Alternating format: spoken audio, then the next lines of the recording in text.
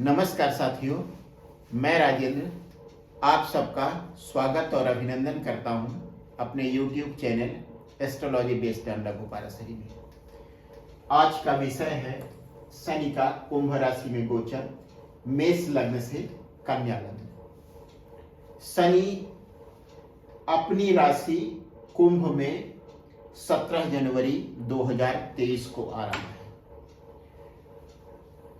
और इस घटना को गोचर कहा जा रहा है। गोचर क्या है, मैं थोड़ा सा आपको समझा दूं। राशियों में ग्रहों का परिभ्रमण ही गोचर कहलाता है। शनि अभी तक आज की डेट तक और 16 और 17 को भी कुछ समय तक अपनी मकर राशि में रहेगा। अगर मेष लग्न है तो उसके 10वें भाव में गोचर में रहेगा और 17 जनवरी को ही वह कुंभ में आ जाएगा। तो गोचर का मतलब हो गया एक राशि से दूसरे राशि में या राशियों में ग्रहों का परिभ्रमण गोचर कहलाता है। इसमें भी शनि का गोचर विशेष महत्व होता है। हमारे जो पुराने ग्रंथ हैं वे इसे चंद्रमा की स्थिति से लगाते थे और शनि की ढैया, शनि की 7.5 की बात की जाती थी अब तक। लेकिन यदि भविष्य बताना है किसी व्यक्ति का तब इसे लग्न कुंडली पर लगाना आवश्यक है, एक बात। दूसरी बात है, कभी भी गोचर को लग्न कुंडली, महादशा, अंतरदशा और प्रत्यांतर दशा से ज्यादा महत्व नहीं दिया जा सकता। यदि कोई घटना व्यक्ति की जन्म कुंडली, महादशा, अंतरदशा, प्रत्यंतर दशा के अनुसार से घटित हो रही है तभी गोचर उसकी पुष्टि करेगा, तभी गोचर उसे कन्फर्म करेगा, तभी उस संभावित घटना को अवश्य मेव बनाएगा गोचर। शनि का गोचर, गुरु का गोचर या किसी और ग्रह का गोचर। कहने का मतलब यह है कि सबसे ज्यादा इंपॉर्टेंट है कि किसी घटना का घटना जन्म कुंडली, महादशा, प्रत्यंतर दशा और अंतरदशा से देखा जाए। उससे अगर कोई घटना घटने जा रही है तब उसकी पुष्टि गोचर से कर ली जाए। इतना हो गया। अब बात करते हैं कुंभ राशि की। कुंभ राशि वायु तत्व राशि है, एक दार्शनिक राशि है, एक कल्पनाशील राशि है। इस राशि में पैदा होते हैं कौन? वैज्ञानिक, ज्योतिषी, फिलासफर और आध्यात्मिक व्यक्ति। तो ये तो हो गया कुंभ राशि का गुण। अब शनि के गुणों की बात करते हैं। शनि का क्या मतलब है? शनि के कारक तो क्या है? बुढ़ापा, बीमार व्यक्ति, लेकिन जीवन भर जिसने अनुभव इकट्ठा किया है ऐसा व्यक्ति, लोकतंत्र, जो कुछ भी सताया हुआ दुबला पतला निर्बल समाज में आपको दिखता है, जैसे कोई विधवा है, जैसे कोई असहाय व्यक्ति है, जैसे कोई बीमार व्यक्ति है, जैसे कोई बूढ़ा व्यक्ति है, जैसे चलने में कोई लड़खड़ाने वाला व्यक्ति है, वे सारे के सारे शनि के प्रतिनिधि हैं। लेकिन ऐसे व्यक्ति में एक और गुण होता है, वह गुण होता है जीवन का अनुभव। और शनि का संबंध पुरानी चीजों से है। शनि का मतलब पुरातन से है, तो पुरातन का संबंध हो रहा है शनि के विशाल अनुभव का, पुरातन समय से चले आ रहे अनुभव का दार्शनिक विषय के साथ मिलन। शनि का कुंभ राशि में गमन का यह मतलब हुआ। अब जब शनि और कुंभ राशि मिल गई तब क्या फल अलग अलग लग्नों के होंगे वह मैं आपको बताने जा रहा हूं, मेष से लेकर कन्या लग्न तक के लिए। और एक बात और भी, कुंभ शनि की मूल त्रिकोण राशि है। सबसे ज्यादा बलवान ये होता है तुला में, लेकिन कुछ कमजोरी भी होती हैं उच्च ग्रहों की, इसलिए सबसे अच्छे फल ग्रह देता है अपनी स्वराशि में और मूल त्रिकोण राशि में। सबसे बढ़िया देगा मूल त्रिकोण में, उसके बाद स्वराशि में। उच्च राशि में कुछ कुछ दोष इसीलिए आ जाते हैं, जैसे मान लीजिए शनि अपनी उच्च राशि तुला में 7वें भाव में है, लेकिन 7वें भाव का ग्रह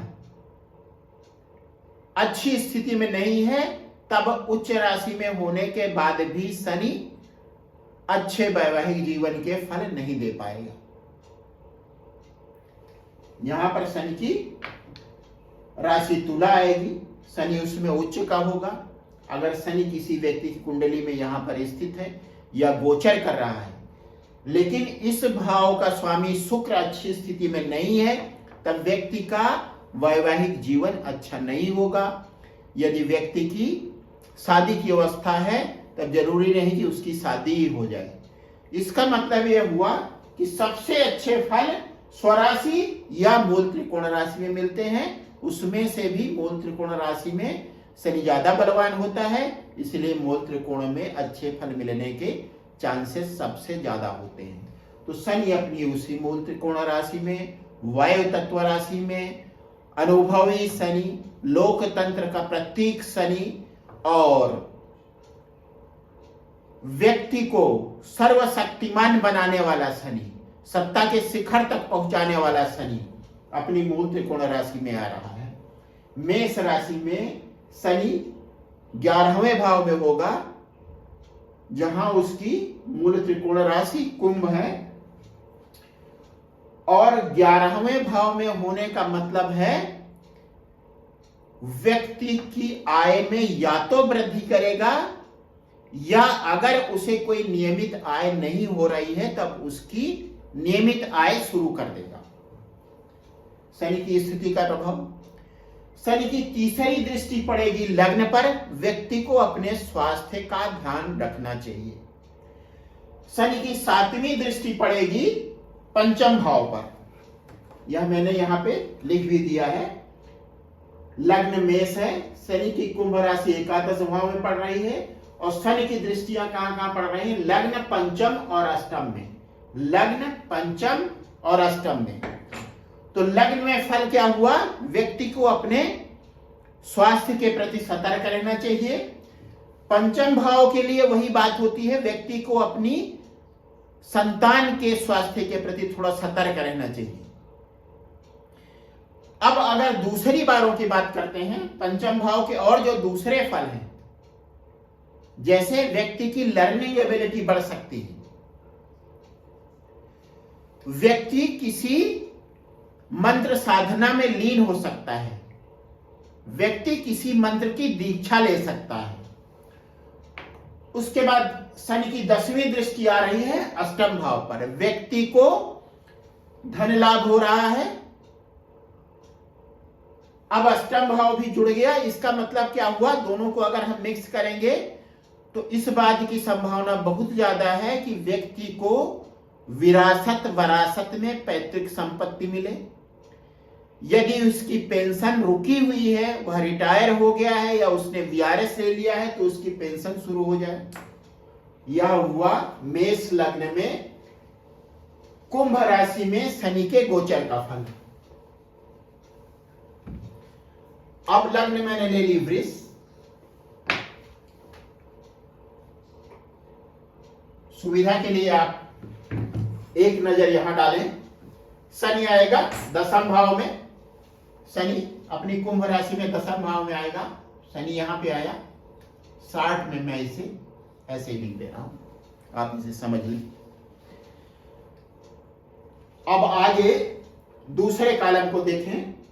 शनि अपनी 10वीं दृष्टि डाल रहा है द्वादश भाव पर, तीसरी दृष्टि डाल रहा है द्वादश भाव पर, 7वीं दृष्टि डाल रहा है चतुर्थ भाव पर, और 10वीं दृष्टि डाल रहा है सप्तम भाव पर। दशम भाव में स्थित होकर शनि अगले 2 सालों में व्यक्ति को, यदि वह नौकरी में है तो उसकी नौकरी में किसी तरीके का स्थायित्व दे सकता है।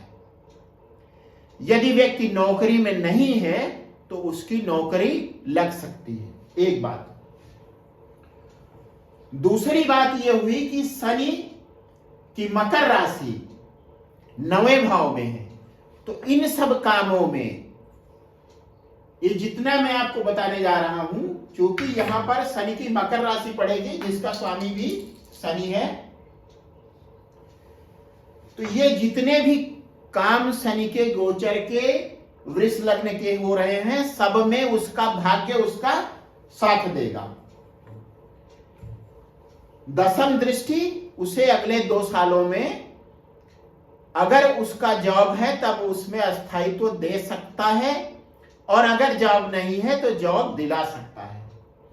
उसके बाद उसकी तीसरी दृष्टि आती है द्वादश भाव में, अपनी नौकरी से, अपने व्यवसाय, अपने प्रोफेशन से संबंधित काम के सिलसिले में उसे विदेश पर घर से काफी दूर जाना पड़ सकता है। उसकी सप्तम दृष्टि पड़ रही है चतुर्थ भाव पर। जमीन जायदाद व्यक्ति को मिल सकती है, विशेष करके खेती की जमीन, कृषि संबंधित जमीन। उसके बाद शनि की सप्तम भाव पर दृष्टि आएगी, जिसका मतलब होगा वृष लग्न वालों की शादी, यदि वे शादी के लायक हैं, शादी करना चाहते हैं, तब अगले 2 सालों में शनि की कृपा से हो सकती है। अब बात करते हैं अगले लग्न की। लग्न में शनि की राशि आएगी मिथुन।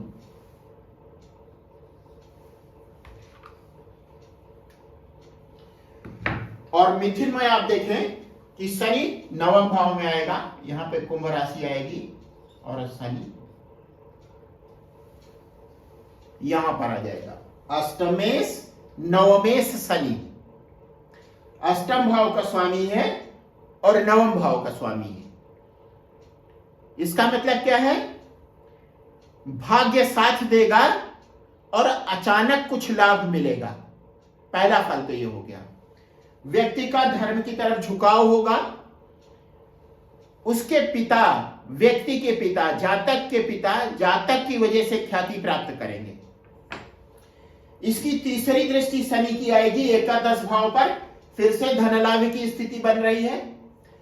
सप्तम दृष्टि आएगी तृतीय भाव पर। इसका मतलब व्यक्ति को अपने प्रयासों में सफलता मिलेगी। तीसरा भाव है पराक्रम का, प्रयास का, और तीसरे भाव पर शनि की दृष्टि। तीसरे, छठे और 11वें, आप देखिए 11वें, तीसरे और छठे मिथुन लग्न को माला माल करेगा शनि का यह गोचर।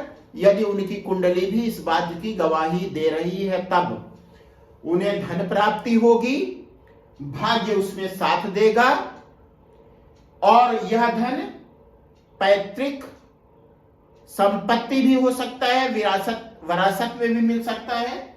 उन्हें अपने प्रयासों में सफलता मिलेगी। और 10वीं दृष्टि आ रही है उनकी छठे भाव पर।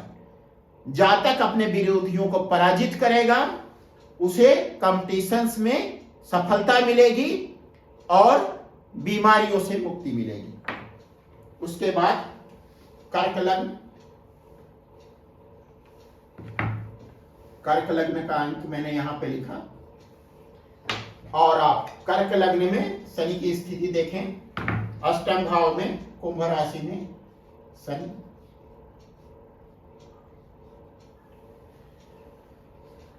अब एक नजर यहां फिर से डालें। लग्न कर्क है, शनि कुंभ राशि में है और अष्टम भाव में है। उसकी दृष्टियां कहां कहां पड़ रही हैं? दशम भाव पर, द्वितीय भाव पर और पंचम भाव पर। दशम भाव पर उसकी दृष्टि व्यक्ति को किसी प्रोफेशन में इन्वॉल्व कर सकती है, उसे नौकरी दिला सकती है, उसका व्यापार शुरू कर सकती है। और इस सब में उसे सहायता मिल सकती है पैतृक संपत्ति से या पत्नी की तरफ से भी, क्योंकि व्यक्ति की राशि मकर है, शनि की दूसरी राशि मकर सप्तम भाव में पड़ेगी। तो पहली बात, उसे अपने प्रोफेशन, नौकरी और व्यवसाय में किसी तरह की सफलता मिल सकती है। यदि उसके पास नहीं है तो शुरू कर सकता है, अगर है तब उसमें वृद्धि हो सकती है। फिर शनि की दूसरी दृष्टि पड़ेगी द्वितीय भाव पर। इसका मतलब फिर से वही होता है, द्वितीय भाव है माता पिता पूर्वज, और शनि अष्टम भाव में है, व्यक्ति को पैतृक संपत्ति, विरासत में संपत्ति मिल सकती है। इसके अलावा कर्क में शनि की दृष्टि है पांचवें भाव पर, जो दसम भाव पर व्यक्ति को संतान सुख मिल सकता है अगले 2 सालों में। अब बात करते हैं सिंह लग्न की।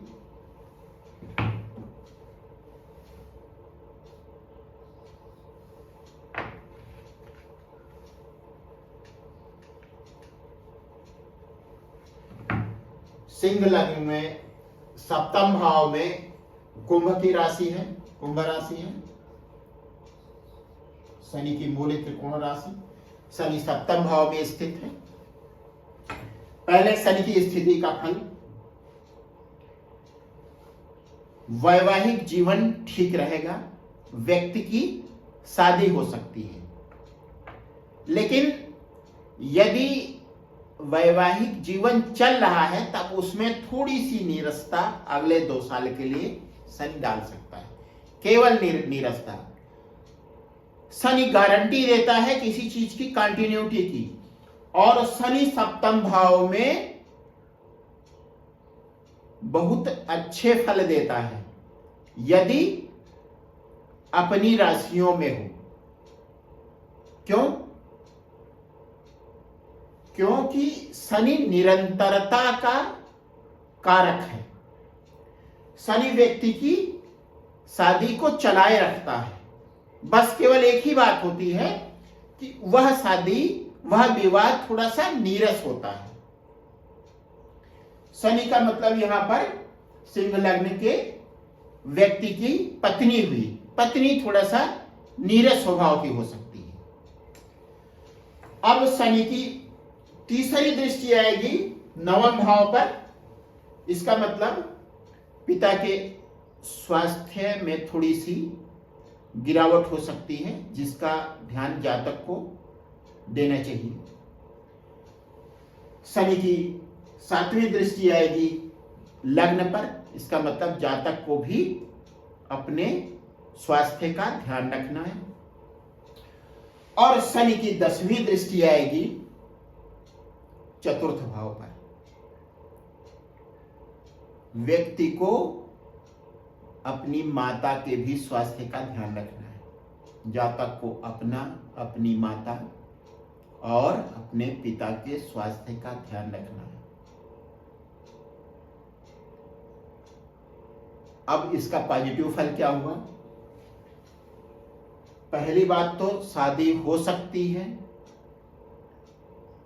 नवम भाव से संबंधित यह भाव है विदेशों से संबंध का। नवम भाव है लंबी यात्राओं का। तो तीसरी दृष्टि का मतलब है व्यक्ति का अपने व्यापार से संबंधित लंबी यात्रा जो विदेश तक की हो सकती है वह होगी। चतुर्थ भाव का संबंध क्या होगा? चतुर्थ भाव पर दृष्टि का मतलब क्या होगा? व्यक्ति को जमीन जायदाद मिलेगी, विशेष करके खेती योग्य जमीन। तो शनि का क्या है? ये जो ग्रह है, जो क्रूर ग्रह है, जब मानवीय संबंधों की बात आती है तो उसमें से थोड़ा सा ये नीरस फल देते हैं। कुछ ना कुछ उसमें नीरसता या किसी तरह की जबरदस्ती कुछ इस तरह का ले आती है, जैसे मंगल है, यदि लग्न में बैठा है, अच्छी स्थिति में है, शुभ मंगल है, तब भी अपनी पत्नी को दबाव में रखना चाहेगा। शनि अगर बैठा है, विवाह निरंतर चलता रहेगा लेकिन वैवाहिक संबंधों में नीरसता लाएगा। उसी तरह से जब चतुर्थ भाव की बात आएगी तो मां की स्वास्थ्य से शनि का कोई संबंध नहीं है, लेकिन जमीन जायदाद व्यक्ति को दे देगा। तो ये क्रूर ग्रह, इनका स्वभाव कुछ अलग होता है। ये मानवीय संबंधों पर ज्यादा ध्यान नहीं देते जितना ध्यान सौम्य ग्रह देते हैं। तो यहां बात हो गई शनि की स्थिति की, उसकी तीसरी दृष्टि की, सप्तम दृष्टि की और दशम दृष्टि की। सिंह सप्तम भाव में बैठकर नवम, लग्न और चतुर्थ भाव को देख रहा है। उसके बाद कन्या, कन्या लग्न में कुंभ राशि आएगी।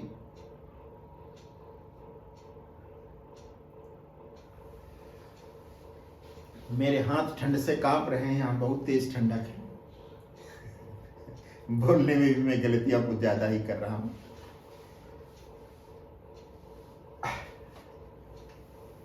कन्या लग्न में छठे भाव में कुंभ राशि आएगी। कुंभ राशि में शनि स्थित है, अपने मूल त्रिकोण राशि। अब आप इस पर ध्यान दीजिए, शनि यहां स्थित होकर अष्टम भाव पर तीसरी दृष्टि डाल रहा है। पहली बात याद रखिए, क्रूर ग्रह तीसरे भाव, छठे भाव और 11वें भाव में बैठकर अच्छा फल देते हैं, व्यक्ति को मजबूर कर देते हैं। तीसरे भाव में बैठा हुआ क्रूर ग्रह मतलब सूर्य, मंगल, शनि, राहु, केतु व्यक्ति को प्रयास के लिए मजबूर कर देगा। व्यक्ति प्रयास करेगा और उसे उसके प्रयासों में सफलता मिलेगी। उसी तरीके से छठे भाव में बैठा शनि, मंगल, सूर्य, राहु और केतु, उसे शनि क्या करता है? शनि कूटनीतिक ग्रह है, चुपके चुपके मारता है और इस तरीके से मारता है, ऐसी मार करता है कि व्यक्ति बताने लायक नहीं होता। इसका मतलब होता है शनि छठे भाव में बैठकर कन्या लग्न में व्यक्तियों को वो क्षमता देता है कि वे बीमारियों को परास्त कर सकते हैं, अपने शत्रुओं को परास्त कर सकते हैं और कंपटीशन में, परीक्षा प्रतियोगिता में सफलता प्राप्त कर सकते हैं। उसकी तीसरी दृष्टि पड़ेगी अष्टम भाव में। और फिर मैंने वहां पर बताया दुर्घटना वगैरह के लिए तो ठीक नहीं है, ऐसा कर सकता है, शनि की तीसरी दृष्टि कर सकती है, लेकिन जब भी इस तरह से हो, शनि कुंभ में है, शनि मकर में है, शनि तुला में है, शनि की 7.5 है, शनि की ढैया है, तब व्यक्तियों को कुछ चीजों का ध्यान रखना चाहिए। एक तो यह है कि उसे अपने जीवन की गति को थोड़ा धीमा कर लेना चाहिए। अष्टम भाव संबंधित किसी तरीके का बुरा फल ना हो शनि की तीसरी दृष्टि से। इसमें इसको अचीव करने का सबसे बढ़िया तरीका क्या है कि व्यक्ति अपने जीवन की गति को थोड़ा सा धीमा कर ले और अष्टम भाव के जो दूसरे फल हैं, जो दूसरी चीजें हैं, योग, प्राणायाम और ध्यान की तरफ अपना ध्यान लगाए। मतलब योग, प्राणायाम और ध्यान में व्यक्ति का झुकाव हो जाएगा इन 2 सालों में। उसके बाद उसकी 7वीं दृष्टि पड़ रही है द्वादश भाव पर। फिर से लंबी यात्रा का, विदेश यात्रा का योग बन रहा है और द्वादश भाव भी साधना का है, मोक्ष का है। हाँ, एक बात का ध्यान रखें, शयन सुख, शयन सुख शब्द इस्तेमाल होता है। इसका एक मतलब ये भी होता है कि व्यक्ति को अपने पत्नी के साथ शारीरिक संबंधों में जो सुख मिलता है उसके लिए भी शयन सुख शब्द का इस्तेमाल होता है।